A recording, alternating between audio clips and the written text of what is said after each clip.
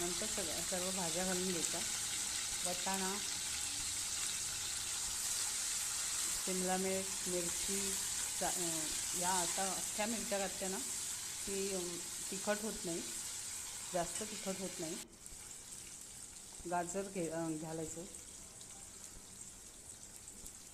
2-3 भाज्यात जास्त घालू शकतो आपण चांगल्या पद्धतीने.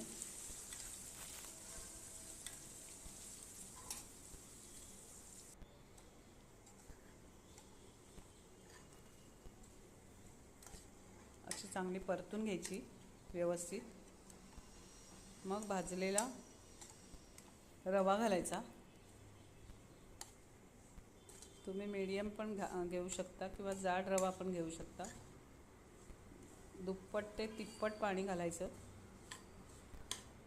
कारण तिप्पट पाणी घालायचं कारण त्याच्यामध्ये आपण कच्च्या भाज्या घालतो. तुम्ही फ्रोझन वाटाणे पण वापरू शकता. मी आत्ता तेच वापरले, पण कच्चे वापरले तर थोडं जास्त पाणी लागतं.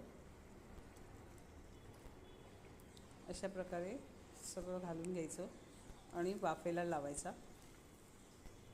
थोड्या वेळाने त्याच्यात हे मी दूध घातलं आहे अर्ध्या वाटी, त्याने छान चव येते. तेही घालायचं. मऊ असं छानसं उपीट तयार होतं हे. नंतर खोबऱ्याने सजून घ्यायचं, अतिशय छान लागतं सकाळच्या वेळेला. त्याच्यात कांदा आणि टोमॅटो घातलेला नाही आहे, त्या कस्टमरला नको होता म्हणून मी तसा बनवला आहे. कांदा टोमॅटो नाही घातला तरी चालतो, आणि घातला तरी खूप सुंदर लागतो तो पण खायला.